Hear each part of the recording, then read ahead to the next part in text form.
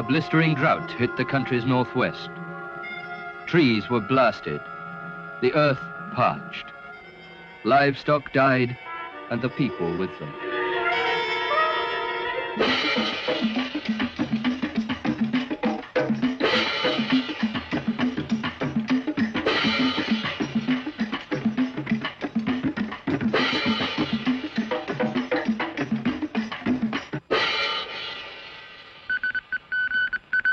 Appeals for help poured in from the afflicted zones.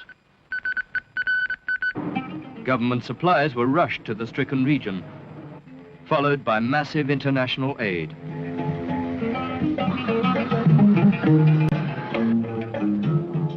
Throughout the disaster zone, relief camps were set up and clothing, food, medicine and vital water provided.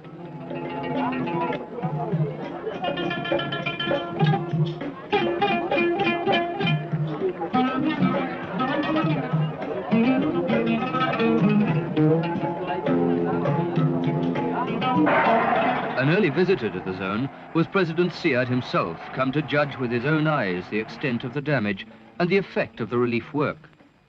As he walked among the victims, his distress was plain to see.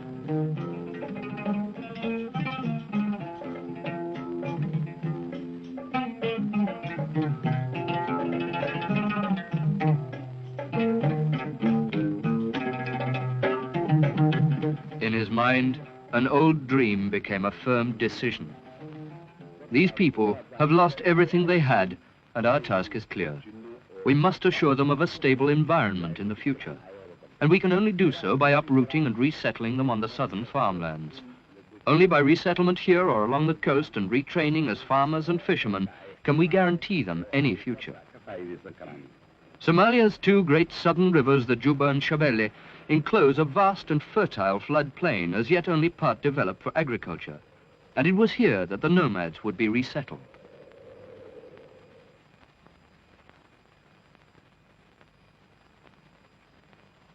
The operation was far from easy. 120,000 people had volunteered to make the move and traveled from the relief camps to a central dispersal point in the north. From here, they would be transported to their new homes in the south and east in one great move by road and air. For the future farmers were settlements at Kurtemwari, Sablale, and Dujuma. For the fishermen at Brawe, Ail, and Abale.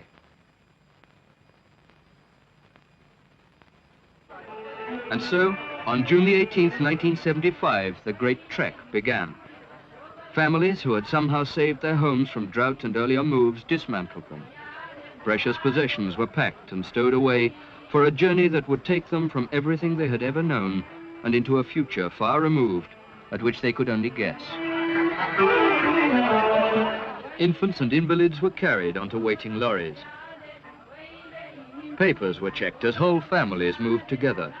The entire nation's transport resources had been mobilized and others borrowed from abroad. 16 landing strips had been built for 24 huge transport planes, while over 600 lorries took on the rest.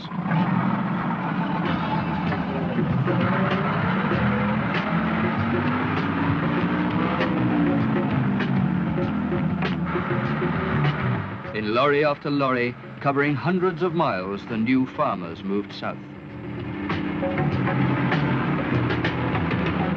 Within days, the first arrivals reached Kurtemwari, and local people turned out by the score to greet and welcome them to a new life far removed from the old.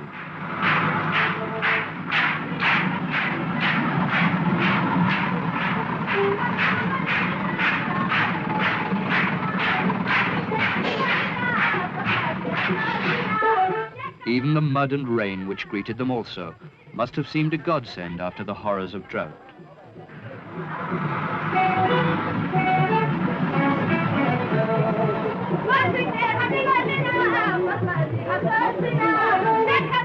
Neat rows of tents stood ready and waiting as temporary accommodation for those whose houses had been destroyed back in the north.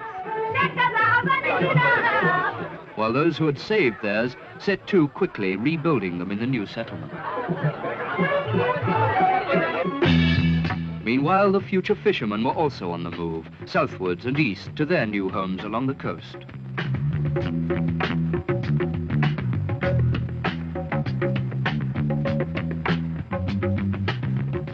Day after day, the huge convoys rolled, carrying their precious cargo to safety and a new life. The first arrivals in Adale.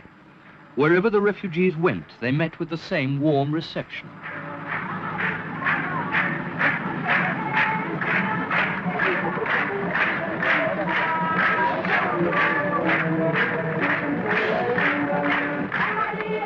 Here too, as in Kurtimwari, houses had to be built to accommodate the new settlers.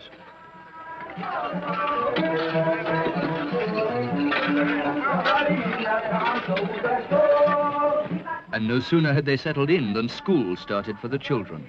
For those of the farmers in the open air, while here in the fishing town of Brawe, their brothers found a schoolroom already built and waiting. Nor were the children the only ones to take lessons. Most of these men had never even seen the sea, yet their new life demanded not only that they see it, but learn to enter, swim, and survive in it as well. Retraining began for the farmers also. At both Kurtimwari and Dujuma, the nomads were allocated 18,000 hectares of undeveloped land, which, under expert guidance, they would be expected to make productive within 2 years. For the fishermen, a first necessity was to learn of the different species of fish off Somalia's coast, of their shape, size, and value.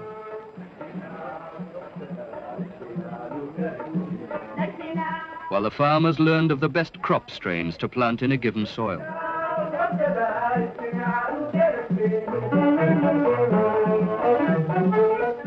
And then there were their tools, the nets, boats, and outboard motors of the fishermen. Without knowledge and care of these, however would they survive? Fishing is one thing, showing instant returns.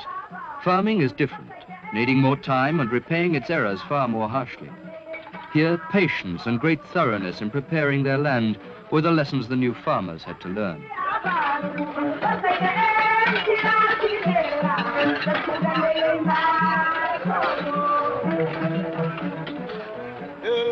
And yet, a mere 3 weeks after their arrival on the coast, the day dawned for the fishermen's first real trial at sea.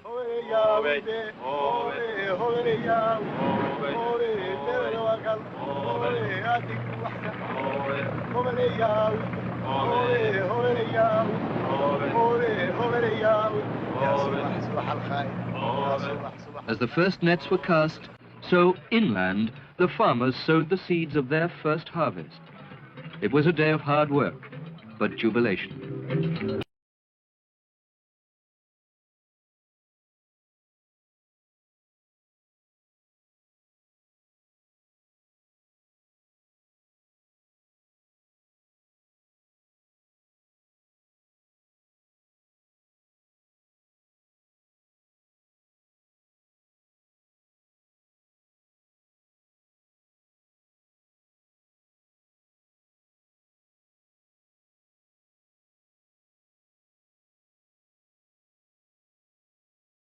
For the farmers, success was not so instant.